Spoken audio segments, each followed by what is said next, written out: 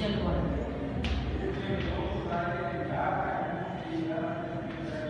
जलवायु में अपन पढ़ रहे थे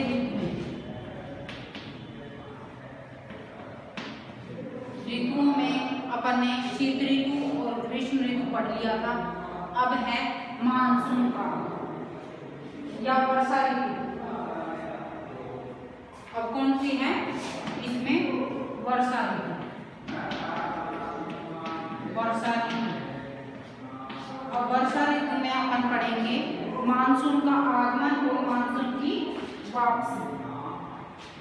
इसमें अपन मानसून का आगमन,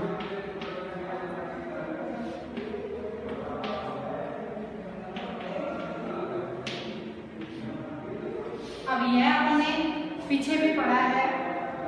देखो कि ग्रीष्म ऋतु के बाद में आती है वर्षा ऋतु। शीत ऋतु पढ़ा अपन ने, ग्रीष्म ऋतु पढ़ा, अब ग्रीष्म ऋतु के बाद में वर्षा ऋतु। अब यह वर्षा ऋतु कब से कब तक होती है? तो इसमें देखो अपन ने पढ़ा था कि मार्च से मई तक तो होती है ग्रीष्म ऋतु, इसके बाद होती है जून में वर्षा ऋतु। अब वर्षा ऋतु का आगमन और वापसी पढ़ेंगे। तो आगमन में देखो आपके बुक में भी दे रखा है, एक बार मैं रीडिंग लगा देती हूँ क्योंकि ये हार्ड है थोड़ा सा लेसन, आपको लाइन टू लाइन पढ़े बिना समझ में नहीं आएगा। अब देखो जून के प्रारंभ में उत्तरी मैदानों में निम्न दाब की अवस्था तीव्र हो जाती है। एक बार मैं ये मैप बना देती हूँ, मैप के बिना ये लेसन समझ में नहीं आएगा आपके। इधर ही लिख देती हूँ मानसून का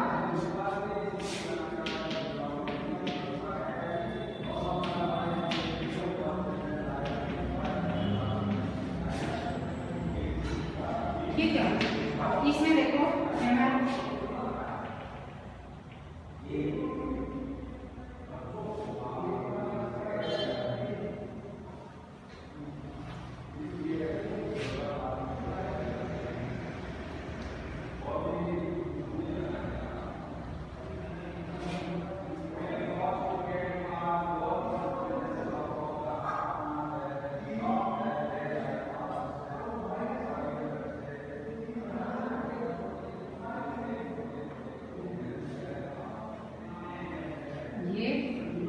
जैसे बाढ़ का मैप हो गया। अब इसमें पहले भी तुम्हें बताया था मैंने कि कर्क रेखा इसको दो भागों में बांटती है, ठीक है ना?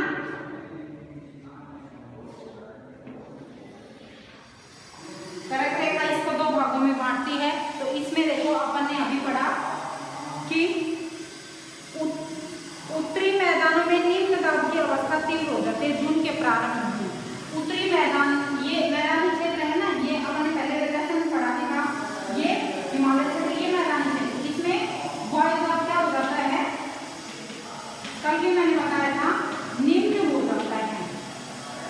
निम्न तो निम्न क्यों हो जाता है? कल मैंने बताया था कि यहाँ का तापमान, क्योंकि सूर्य गर्मियों में ये कर्क रेखा पर सीधा चमकता है, इसके आसपास का तापमान अत्यधिक हो जाता है। कल भी हमने पढ़ा था ना कि राजस्थान में पश्चिमी क्षेत्र का तापमान 50 डिग्री सेल्सियस तक, 45 से 50 डिग्री सेल्सियस तक पहुंच जाता है। अब मध्य प्रदेश में आपने पढ़ा था 42 डिग्री सेल्सियस। तो इस प्रकार से मैंने तुम्हें पहले भी बताया था कि जहाँ पर वायु का निम्न होगा उसका कारण क्या है? वहां पर तापमान अधिक होगा, जिससे वो स्थान खाली हो जाता है, वायु वाष्प बन के ऊपर उठ जाते गर्म होकर, ठीक है। अब वायु दाब निम्न पाया जाता है मैदानी क्षेत्र में, उत्तरी भाग के मैदानी क्षेत्र में वायु दाब निम्न पाया जाता है। यह दक्षिणी गोलार्ध की व्यापारिक पवनों को आकर्षित करता है।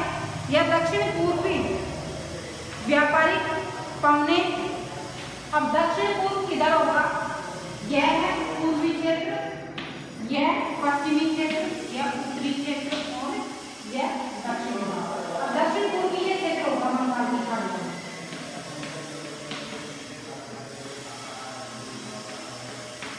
यह क्षेत्र दक्षिण पूर्वी कई समुद्रों के उपोष्ण कटिबंधीय क्षेत्रों में उत्पन्न होती हैं। उपोष्ण कटिबंधीय, उष्ण और उपोष्ण कटिबंध हमने पढ़े थे ना, या शीतोष्ण कटिबंध, ठीक है। उष्ण के ऊपर आता है, उपोष्ण कटिबंध में ये पवनें उत्पन्न होती हैं। चूंकि ये पवनें गर्म महासागरों के ऊपर से होकर गुजरती हैं, इसलिए ये अपने साथ इस महाद्वीप में बहुत अधिक मात्रा में नमी लाती हैं। अब तापमान अधिक रहता है तो यह अब इधर है अरब सागर और नीचे हिंद महासागर, तो यह पवनें इधर से आती हैं, जलीय क्षेत्रों से आती हैं, तो अपने साथ आर्द्रता या नमी लेकर आती हैं। ये पवनें तीव्र होती हैं तथा 30 किलोमीटर प्रति घंटे की औसत वेग से चलती हैं। अत्यधिक तेज गति होती है इन पवनों की। सुदूर उत्तर पूर्वी भाग को छोड़कर ये मानसूनी पवनें देश के शेष भाग में लगभग 1 महीने में पहुंच जाती हैं। अब अपन ने कल भी पढ़ा था, ये मैप में भी दे रखा है, देखो ये मानसून के अनुकूल है, मानसून का आगमन का मैप भी दे रहा। तो ये लगभग 1 जून से प्रवेश करती हैं दक्षिणी भाग में, 1 जून से और 15 जुलाई तक लगभग ये पूरे भारत में पहुंच जाती हैं। यह दक्षिणी क्षेत्र जो यहाँ है ना, इधर ये लगभग 15 जुलाई तक पहुंच जाती है, ठीक है ना। अब इसमें देखो आगे, दक्षिण पश्चिम मानसून का भारत में अंतर्वाह यहाँ के मौसम को पूरी तरह दक्षिण पश्चिम। अब दक्षिण पश्चिम कौन सा, दक्षिण पूर्वी तो ये होगा। अब मैंने तुम्हें पहले भी बताया था अपने इंट्रोडक्शन में, उसमें वो कारक पढ़े थे ना, तो भी कि मानसून पवनें 2 भागों में विभाजित हो जाती हैं अपने यहाँ पर, एक तो दक्षिणी पश्चिमी भाग और एक दक्षिण पूर्वी पवनें। 2 भागों में यहाँ से जो आती हैं ये तो होती हैं दक्षिण पश्चिम पवनें, और ये होती हैं दक्षिण पूर्वी पवनें, ठीक है। ये इधर ये आती है ना, ये होती हैं दक्षिण पूर्वी पवनें। अब 2 भागों में अरब सागर का मानसून और बंगाल की खाड़ी का मानसून अपन ने पढ़ा था ना, तो ये 2 भागों में विभाजित होकर भारत में प्रवेश करती हैं। अब इनमें दोनों पवनों में कौन सी पवनों के द्वारा अधिक बारिश होती है, वो होती है दक्षिण पश्चिमी पवनों के द्वारा भारत का अधिकतर क्षेत्र में बारिश होती है, ठीक है ना। अब देखो इसमें दे भी रखा है, दक्षिण पश्चिम मानसून का भारत में अंतर्वाह यहाँ के मौसम को पूरी तरह परिवर्तित कर देता है। मौसम के प्रारंभ में पश्चिम घाट के पवनाभिमुखी भागों में भारी वर्षा लगभग 250 सेंटीमीटर, पवनाभिमुखी भाग यहाँ जो पश्चिमी घाट है, ये पूर्वी घाट है, तो इससे ये टकराती हैं और यहाँ पर ये जो ये क्षेत्र है इसमें ये कितनी वर्षा करती हैं, 250 सेंटीमीटर तक वर्षा, बहुत अधिक मात्रा में वर्षा करती हैं। लेकिन इसका जो ये भाग है ये सूखा रह जाता है, ठीक है ना, ये पवनाभिमुखी भाग है। मौसम के प्रारंभ में पश्चिम घाट के पवनमुखी भागों में भारी वर्षा होती है। दक्कन का पठार है, मध्य प्रदेश के कुछ भाग में भी वर्षा होती है। यद्यपि ये क्षेत्र वृष्टि छाया क्षेत्र में आते हैं। इस मौसम की अधिकतर वर्षा देश के उत्तर पूर्वी भागों में होती है। खासी पहाड़ियों के दक्षिण श्रृंखलाओं में स्थित मौसिनराम विश्व में सबसे अधिक औसत वर्षा प्राप्त करता है। मौसिनराम ये इधर है, आसाम में सबसे अधिक वर्षा विश्व में कहाँ होती है, मौसिनराम में 1000 कुछ सेंटीमीटर है वर्षा को मौसिनराम।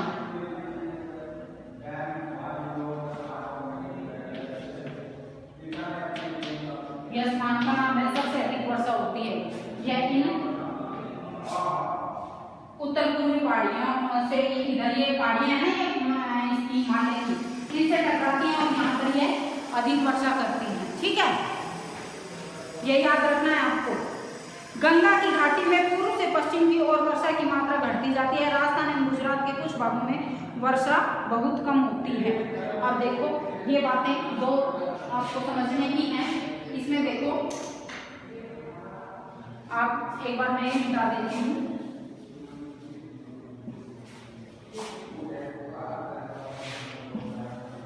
ठीक है ना। अब देखो ये पौने यहाँ से चलती है, ये यहाँ से चलती हैं और ये यहाँ से जाती हैं और फिर ये भारत में प्रवेश इधर ये इनसे ये इधर जाके ऐसे इनसे टकराती हैं और फिर मुड़ती हैं। ये हिमालय के साथ साथ भागों में ये मुड़कर ऐसे आती हैं, ठीक है ना। ये ऐसे जाती हैं यूं और फिर इन्हीं में मिल जाती हैं और फिर ये भारत से क्रॉस करती हैं, क्योंकि यहाँ की हिमालय है, हिमालय को पार नहीं करती हैं, ये इधर मुड़ जाती हैं साइड में, ठीक है। अब अधिक वर्षा कहाँ होती है? एक तो ये पश्चिमी घाट में 250 सेंटीमीटर के लगभग वर्षा होती है और एक ये पौने इधर से जब ये इनसे टकराती हैं, ये पौने भी टकराती हैं और ये भी टकराती हैं, यहाँ मौसम है स्थान का नाम, उस पे सबसे अधिक बारिश होती है आसाम में, ठीक है ना। अब इसमें बारिश करके ये यहाँ पहाड़ियों से टकराती हैं, उत्तर पूर्वी ये जो पहाड़ियाँ हैं ना, इनसे ये हिमालय की पहाड़ियाँ हैं, इनसे टकराकर ये अपनी दिशा बदल लेती हैं। अब इनमें आर्द्रता की कमी हो जाती है, क्योंकि ये स्थलीय क्षेत्र में नहीं जा रही है ना, तो इनमें आर्द्रता की या पानी की कमी हो जाती है, तो फिर ये हल्की हल्की यहाँ बारिश करती हुई। अब राजस्थान में इसीलिए बारिश नहीं होती है कि इन पौनों की तो आर्द्रता कम हो जाती है, और जो ये पौने आती हैं कुंडी पश्चिम दक्षिण पश्चिम पौने जो आती हैं अरब सागर वाली, इन पौनों की जैसे एक तो पौना में इसके ढाल होता है, दूसरा जो यहाँ अरावली पर्वत है ये इसे टकराती नहीं है, ये इसे सीधी समानांतर ही निकल जाती है। अरावली पर्वत की अपनी जो ये स्थिति है वो इसी प्रकार की है कि वो इसे, क्योंकि पहाड़ से अगर टकराती है ना पौने, तो उनमें भार अधिक होता है और वो वहाँ बारिश करती है। लेकिन क्योंकि ये है जो अरावली पर्वत है, यहाँ पर्वत श्रृंखला है, वो इनकी समानांतर हो जाती है, इनकी तो आर्द्रता कम हो जाती है यहाँ तक आती हैं तो, और इनमें दक्षिण पश्चिम जो पौने हैं इनके द्वारा यह समानांतर ही इसमें निकल जाती है। आ गया होगा आपके समझ में, ठीक है ना। ये पौने समानांतर ही इससे निकल जाती है, इसलिए यहाँ फिर बारिश नहीं करती है,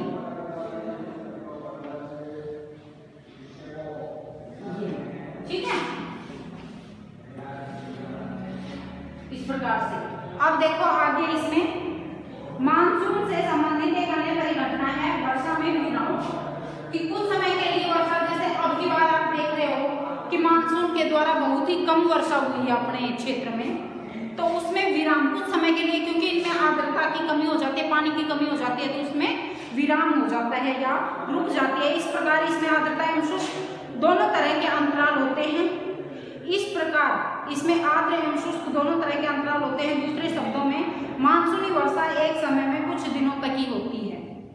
इसमें वर्षा रहित अंतराल भी होते हैं। मानसून में आने वाले ये विराम मानसूनी गर्त की गति से संबंधित होते हैं।